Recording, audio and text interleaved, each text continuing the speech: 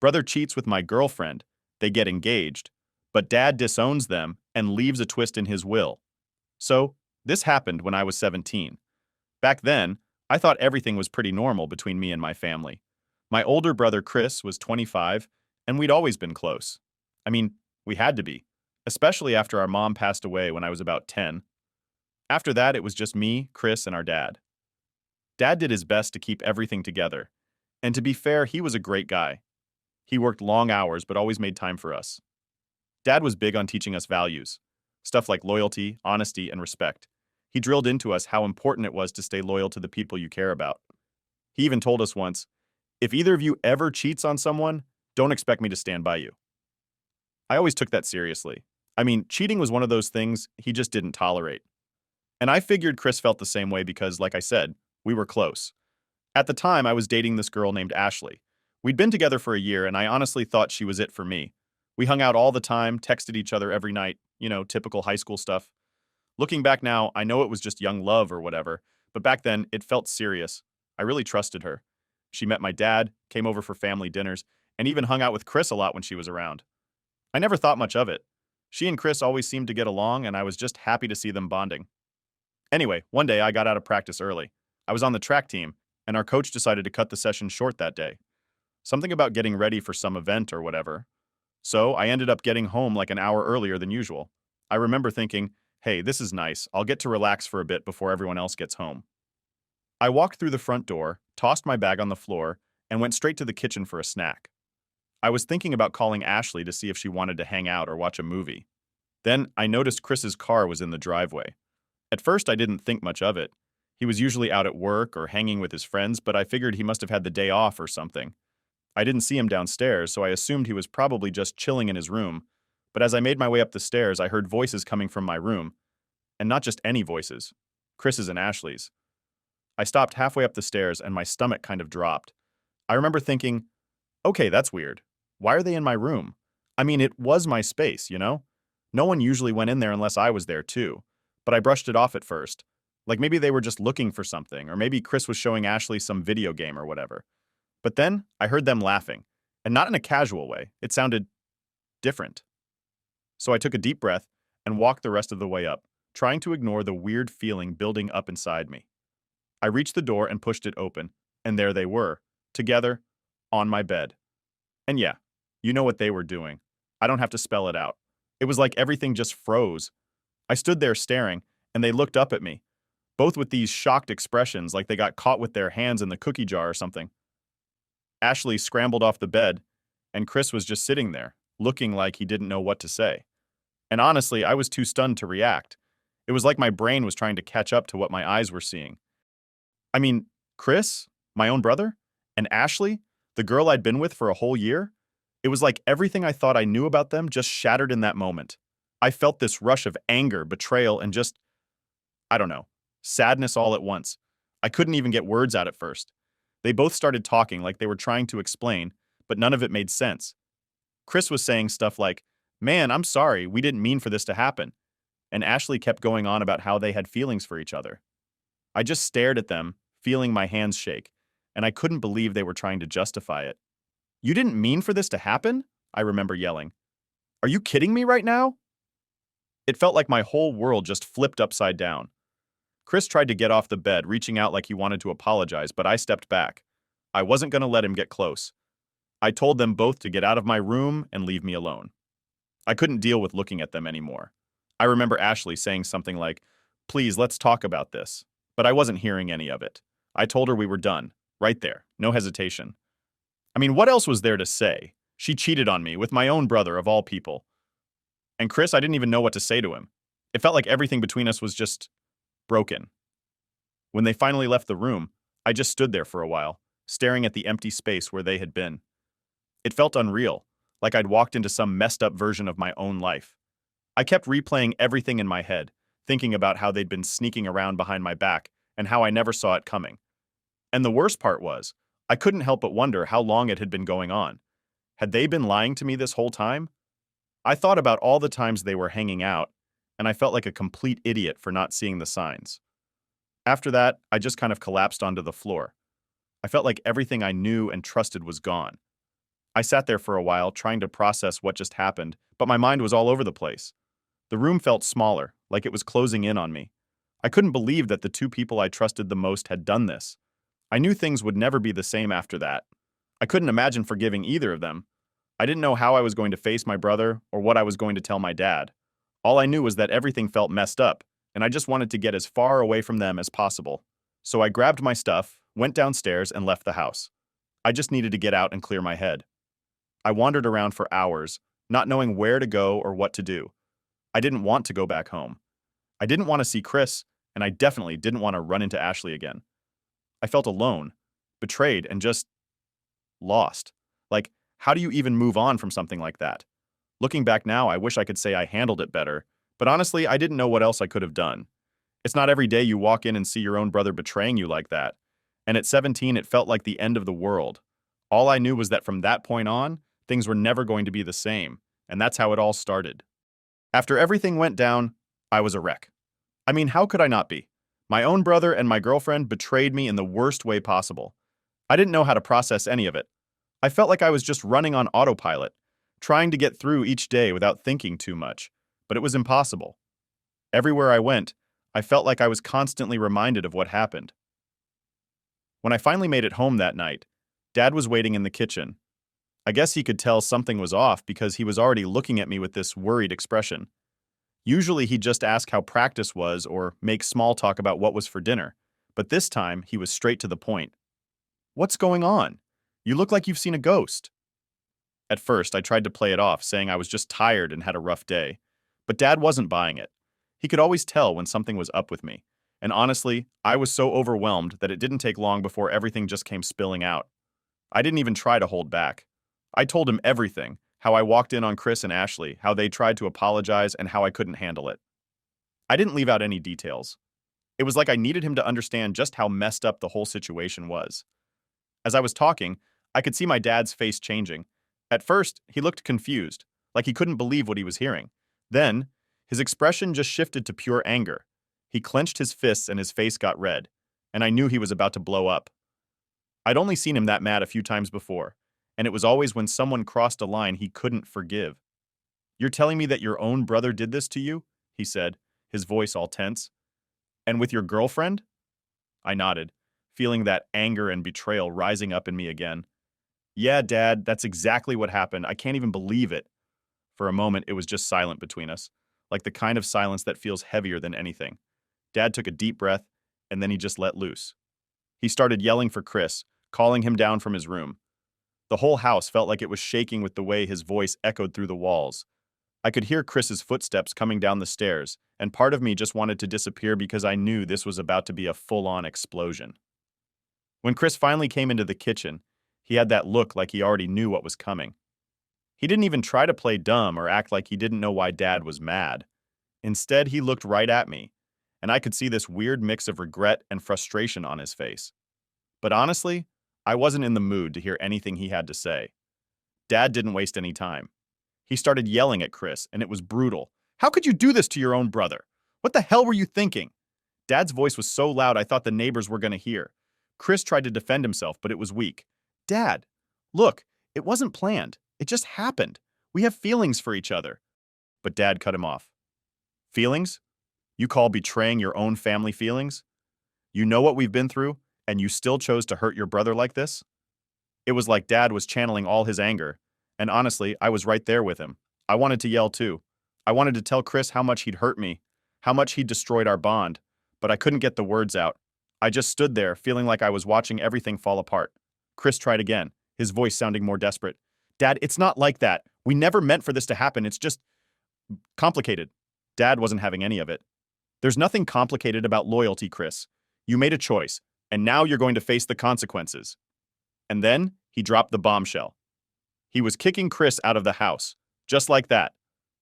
He pointed to the door and told him to pack his stuff and leave. Chris stood there, stunned, like he couldn't believe what he was hearing. He looked at me like he was expecting me to say something, to step in or defend him, but I just stared back. I had nothing to say. "Dad, you're really doing this?"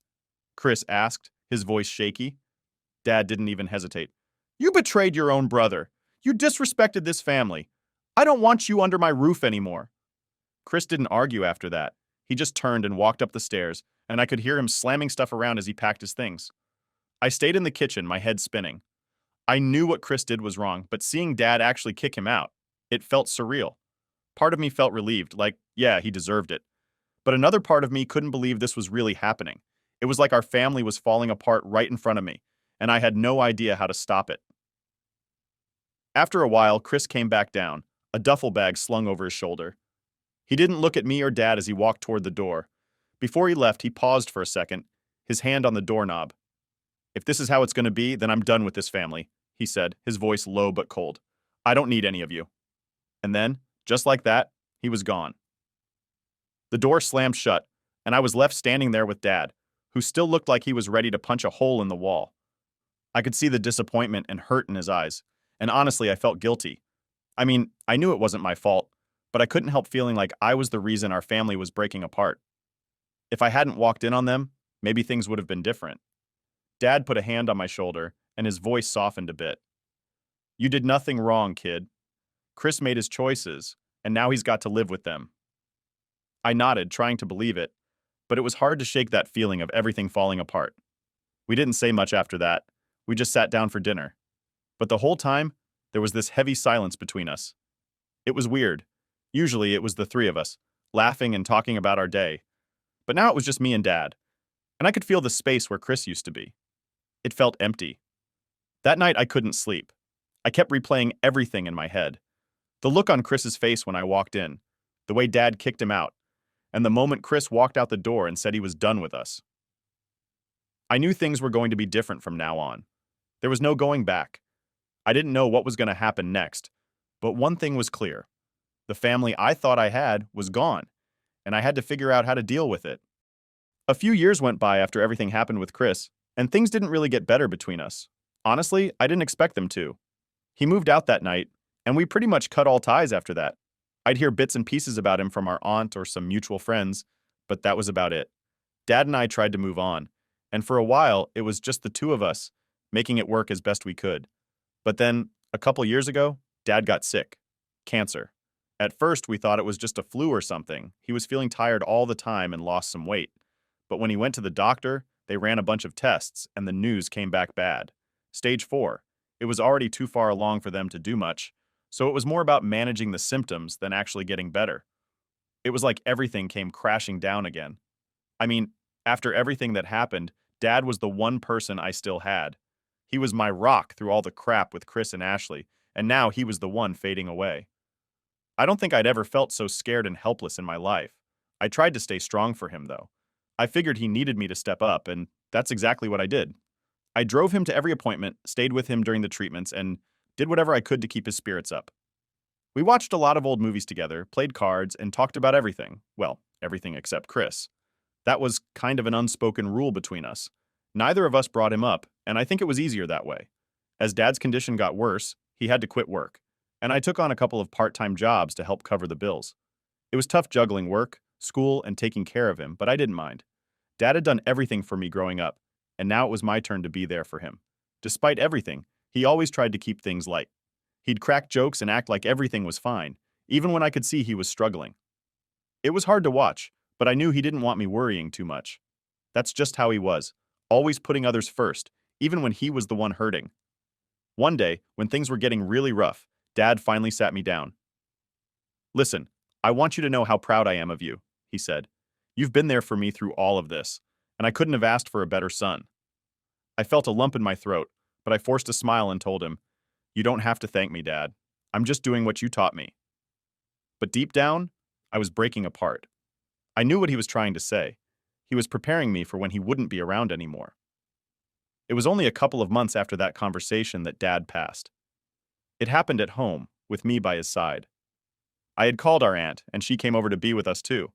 It was peaceful, but it still felt like my whole world had been ripped out from under me. He was my last real family, and now I was alone. The funeral was a blur.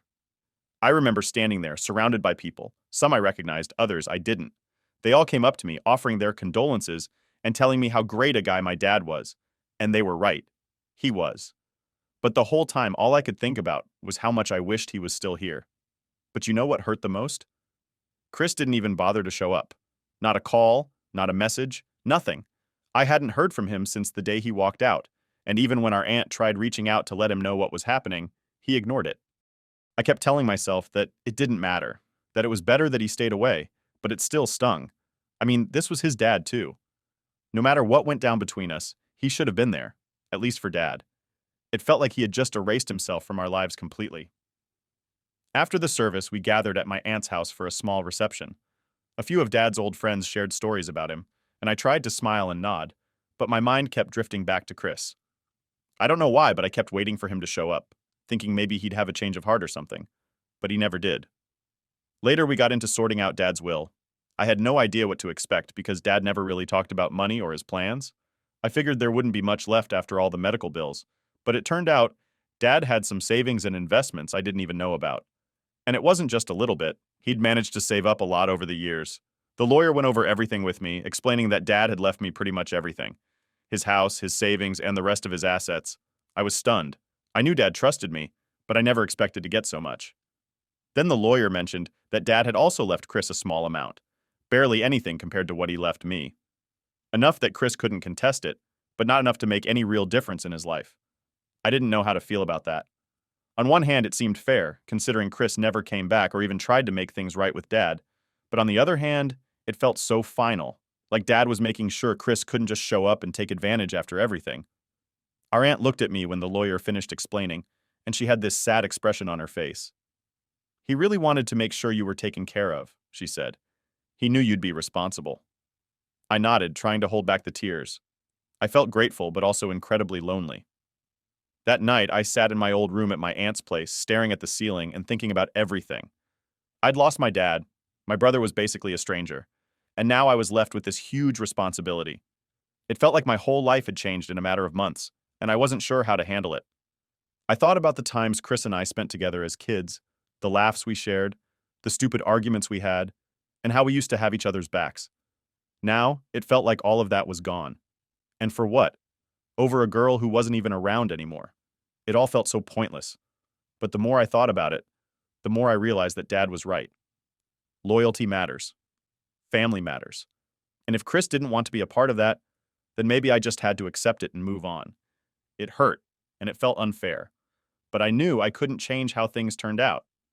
At the end of the day, all I could do was try to honor Dad's memory the best I could and figure out what came next. It was going to be tough, but I knew I owed it to him to keep going no matter how much it hurt. A few weeks after the funeral, I was just starting to figure out how to navigate things without Dad. It wasn't easy, but I was doing my best to manage everything, selling the house, dealing with paperwork, and just trying to move forward. I had a lot on my plate, and honestly, I was keeping busy to avoid thinking too much about how alone I felt. One day, out of nowhere, I got a message from Chris. I hadn't heard from him in years, not a single call, text, or anything after he walked out. It was short and to the point. We need to talk. I remember staring at the screen, feeling all these mixed emotions. Part of me wanted to ignore it, but another part of me was curious. Why now? What did he want after all this time? I decided to meet up with him at a coffee shop downtown. I figured it was a neutral spot, and if things got heated, at least we wouldn't be at my place or somewhere too personal. When I got there, Chris was already sitting at a table, looking around nervously. He'd changed a lot, looked older, more tired. I could tell life hadn't been easy for him. I sat down, and there was this awkward silence for a minute. Neither of us really knew where to start, and I wasn't about to make the first move. I crossed my arms and waited for him to speak. Finally, he cleared his throat and started talking. So, I heard about Dad, he said, not looking me in the eye. I know I wasn't there, but I'm sorry. I shrugged, not really sure what to say. Yeah, well, it's done now. What do you want, Chris? He seemed to flinch a little, like he wasn't expecting me to be so blunt. Look, I know I wasn't around. I know I messed up, but I'm struggling, man. I heard about the inheritance, and, well, I don't think it's fair that Dad left you everything and almost nothing for me. I felt this anger building up inside me. The nerve of him to come here after all this time and start talking about the money like it was owed to him. Are you serious right now? That's why you wanted to talk? Because of the money? He held up his hands like he was trying to calm me down. Look, I get it. You're mad, and you have every right to be. But I'm your brother, and I need your help. I leaned forward, glaring at him. Brother? You haven't acted like my brother in years, Chris. You bailed on us when things got tough. You didn't even show up when Dad was sick or when he died. And now you want money? He sighed, rubbing the back of his neck. I know. But things were complicated. Ashley and I were trying to figure things out. And don't even bring her up, I snapped, cutting him off. I don't want to hear any excuses about her or how complicated things were. You made your choice when you walked out. You had years to make things right, and you didn't. You could have picked up the phone, visited Dad, something, but you didn't. Chris looked down at the table, and for a second, I thought maybe he'd actually listen. But then he shook his head and started up again. You're just like Dad, you know that? Always holding grudges. Maybe that's why he left you everything. He was just using that fight as an excuse to favor you. That was it for me. I slammed my hand on the table, and a couple of people nearby turned to stare, but I didn't care. Favor me? Are you kidding? Dad gave you every chance, Chris. He tried to reach out and you pushed him away. You never even tried to fix things. I could see Chris's face harden, and I knew he wasn't getting it. Look, I'm not here to fight. I'm just asking for a little help. Things have been rough, and I thought maybe you'd be willing to share some of the inheritance. I felt like laughing, but it wasn't the kind of laugh where something's funny. It was more like the kind of laugh you do when you're just so fed up with someone's crap that it's all you can do. Share?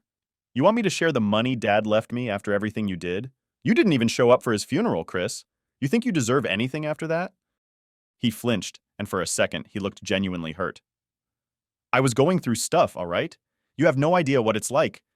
No, Chris, I don't. And you know why? Because you shut me out. You made it clear you wanted nothing to do with this family, so don't come crawling back now acting like you're entitled to anything. You weren't there for Dad when he needed you, and you sure as hell weren't there for me. The silence between us was thick. Chris's face was red, and he looked like he wanted to say more, but he held back. I could see it. He was angry, but he also knew he had no ground to stand on. I thought maybe we could start fresh, you know? Move past everything. I shook my head, feeling more exhausted than anything else. I'm not holding a grudge, Chris. I'm just not pretending like everything's fine when you've done nothing to fix what you broke. You made your choice a long time ago. He sighed again, but it was more like a frustrated sigh. Fine, if that's how it's going to be. But just know you're making this about you, not about Dad. I couldn't believe he was trying to spin it that way. This isn't about me, Chris. It's about you taking responsibility for what you did. And if you really think you're entitled to anything after abandoning us, then you're not the brother I used to know. He stood up, pushing his chair back so hard it scraped the floor. All right, I get it. You don't want anything to do with me. But don't come crying to me when you end up just like Dad, bitter and alone. That stung, but I didn't let it show. I just stared at him, keeping my face blank. I'm not the one who walked away, Chris. You did. And if you can't see that, then we're done here. He glared at me one last time before storming out of the coffee shop. I watched him leave, feeling that familiar mix of anger and disappointment. I don't know what I expected, but I guess a part of me hoped he'd come back and genuinely apologize, that maybe we could start fixing things. But he was the same Chris who left years ago, always trying to shift blame and make excuses. I sat there for a while after he left, just staring at the empty seat.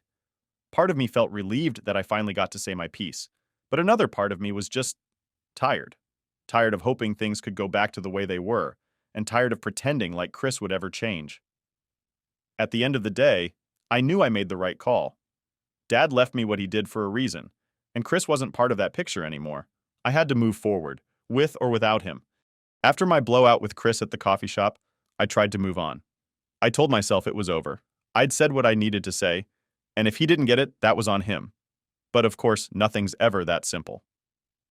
A couple of days later, I got a call from our aunt. She'd heard about our argument, and I could tell she wasn't too happy with how things went down. She asked if I could come over to her place to talk. I knew where this was going, but I figured I might as well hear her out. Our aunt had always been kind of like a mediator in the family, trying to keep everyone together even when things got messy. So I agreed, and a couple hours later, I was sitting on her couch, bracing myself for whatever lecture she had prepared. She didn't waste any time. I heard you and Chris had a bit of a fight the other day, she said, giving me that look, like the one she used to give when she was about to tell me I was being unreasonable. Yeah, we talked, I replied, trying to keep my tone casual. But it's not like it changed anything. He still thinks he's entitled to Dad's money, and I'm not about to hand it over just because he's in a tough spot. She sighed, leaning back in her chair. Look, I know you and Chris have a lot of history, and I know what he did was wrong, but he's still your brother, and if you keep holding on to this grudge, You're never going to have a relationship with him. I felt my hands clench into fists, and I had to take a deep breath before I responded. Auntie, it's not about holding a grudge. It's about what he did and how he's acting now.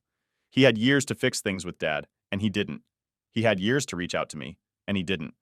And now when there's money involved, suddenly he cares? She nodded, but I could see she was still trying to get me to see it from his side. I know it seems like that, but maybe he's reaching out because he finally realizes he made mistakes. Maybe he's just too proud to say it outright. I shook my head. Or maybe he's just saying whatever he thinks will get him the money. I don't trust him, Auntie, not after everything. She looked at me for a moment like she was weighing her next words. You know, when your dad was sick, he always hoped you and Chris would work things out. He told me he wanted you two to have each other, especially after he was gone. That stung. I mean, I knew Dad wanted us to get along. What parent wouldn't? But he also knew what Chris did, and he knew why I was keeping my distance. I know Dad wanted that, but it's not that simple. Chris burned that bridge when he betrayed me, and I'm not going to pretend everything's fine just because he suddenly decides he wants to be brothers again. My aunt sighed again, this time more heavily. I get it. And I'm not saying you have to forgive him right away or even give him any money. But don't shut him out completely. If you close that door, you might regret it later. I didn't say anything for a while. I just stared at the floor, thinking about everything. Part of me knew she was right. Holding on to all this anger wasn't exactly healthy, but another part of me couldn't shake the feeling that Chris was only reaching out because he had something to gain. Look, Auntie, I get what you're saying, I finally said, but he made his choice. I'm not closing the door, but I'm not letting him walk back in like nothing happened either. He has to show he's actually sorry, not just because he wants money. She didn't look entirely satisfied, but she nodded. Fair enough. Just promise me you'll think about it, okay? I promised. But in my head, I was already pretty set. I wasn't going to change my mind just because Chris suddenly decided to show up. If he wanted to be part of my life, he was going to have to earn that. A few days later, I got another message from Chris. This time, it was longer. He said he'd thought about what I said and wanted to try to fix things between us, but he still mentioned the inheritance. I don't want all of it, he wrote, but maybe you could help me out a bit, just a loan or something. I stared at the message for a while, my finger hovering over the reply button. A loan? After everything? I felt that anger bubbling up again, but I took a breath.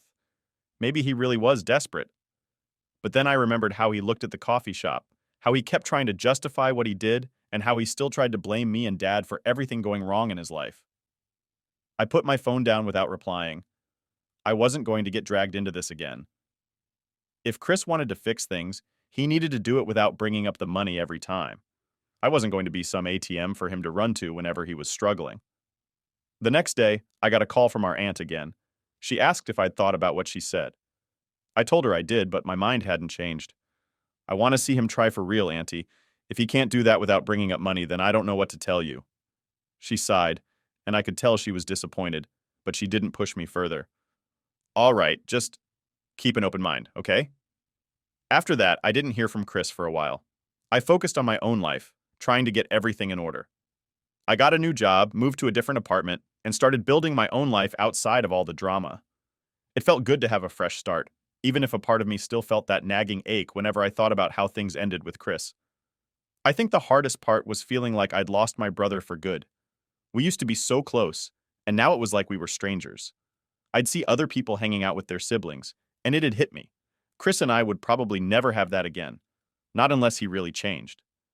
But at the same time, I knew I had to stand by my decision. If I let him walk all over me now, what kind of message would that send? That he could betray me and our dad, disappear for years, and then just come back when it was convenient for him? I wasn't going to let that happen. In the end, I knew I was making the right choice, even if it didn't feel great. Sometimes sticking to your boundaries is the hardest thing to do, especially when it involves family. But I knew if Dad were still around, he'd tell me to stay strong and not let anyone take advantage of me. So that's what I did. I moved forward with my life, holding on to the hope that maybe one day Chris would actually understand what he did and try to make things right, not for the money, but because he really wanted to be brothers again. Until then, I was done giving him chances.